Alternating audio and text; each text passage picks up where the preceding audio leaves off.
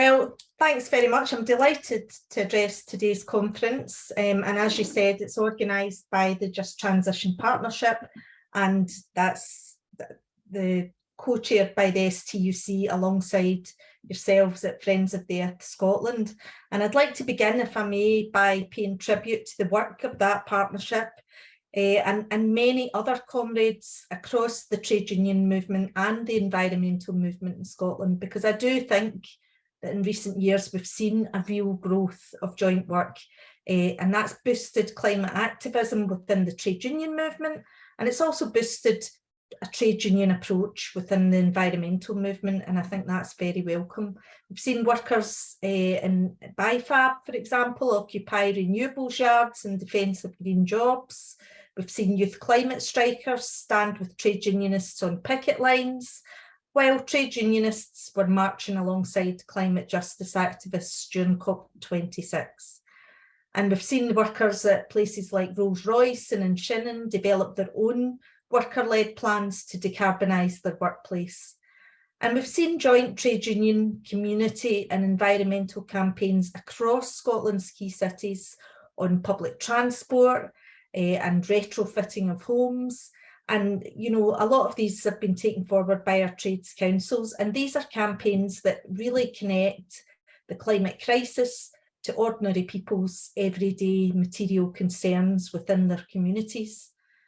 And I don't think that joint work has ever been more important or more urgent than it is right now, because the challenge before us is to transform our energy system in a way which addresses the climate crisis, but also the cost of living crisis and the green jobs crisis all together at the same time. And that's not going to be easy. And we know that these issues are inextricably linked. If we look at the climate crisis, we're currently on track for 3 to 4 degrees of warming by 2050. That's going to bring huge consequences for future generations if we don't get this right. But right now, what we know is that it's predominantly an issue for the working class in the global south, who are at the sharp end of extreme weather events caused by our current economic model and the consumption habits of the rich.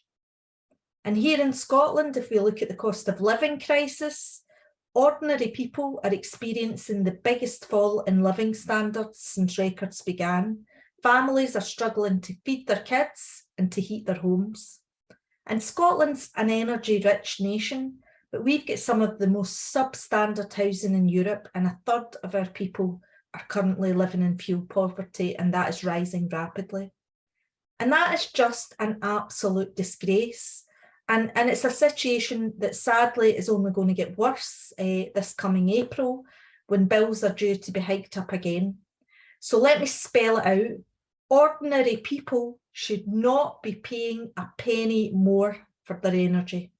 We need to urgently lower energy bills. We need to end late payment fees, and we need to scrap the scandal that is prepayment meters.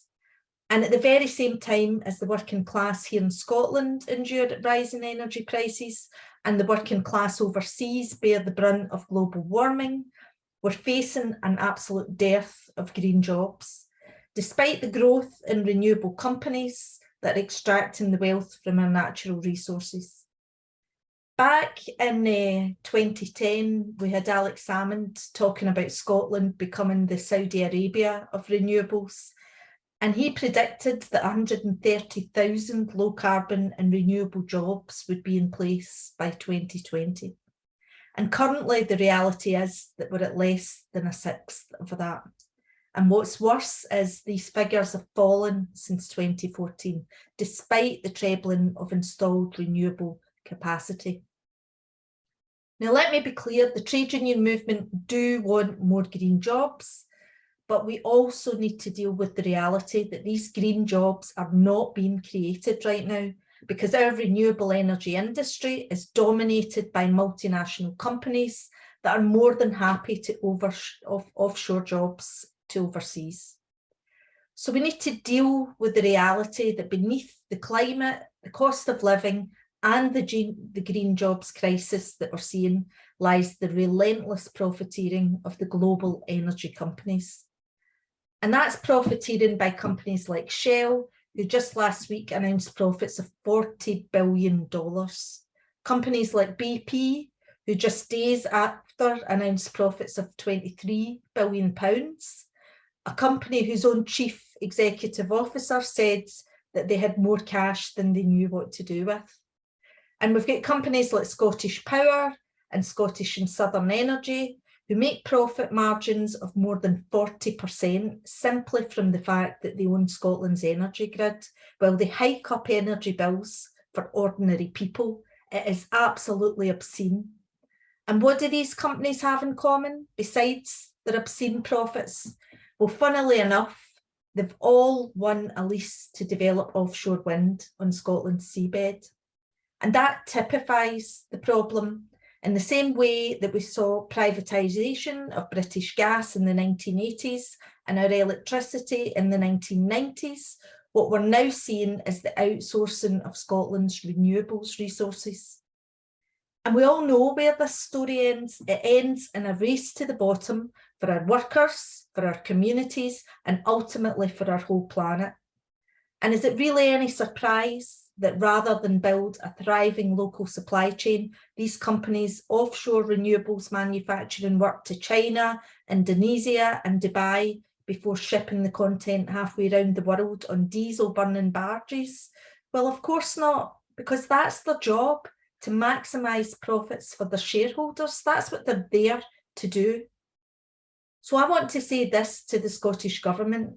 You can't claim to be a world leader on just transition while outsourcing our natural resources and offshoring jobs to countries where human rights abuses are endemic.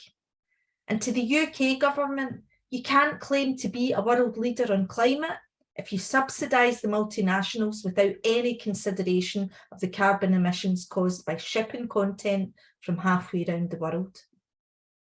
Now, I know others today are going to speak a lot more about the detail of specific policy proposals, but let me just state the STUC's position, that the solutions to the cost of living crisis, the climate crisis, and the jobs crisis are all underpinned by direct intervention and democratic public ownership from our UK, our Scottish, and our local governments.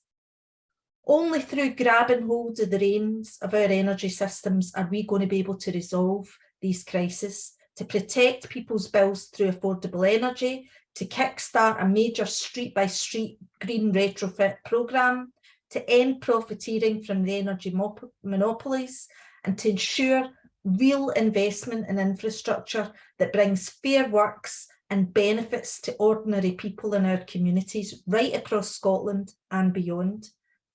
And most importantly, we as trade unionists and as environmentalists need to get out there. We need to educate, agitate and organise together, because our fight isn't just a choice between low carbon and high carbon jobs. It's a choice between workers and bosses, between communities and boardrooms, and between inhumane profiteering and a more people-centred public service approach. In recent months, workers across Scotland have shown that when we get organised and we stand up together, we can win on pay, on terms and conditions, and on investment in our public services. And as part of that wider struggle, the people of Scotland are waking up and we're realising that we also need to work together to win back our energy systems for the benefit of our own communities and for the benefit of working class people right across our world.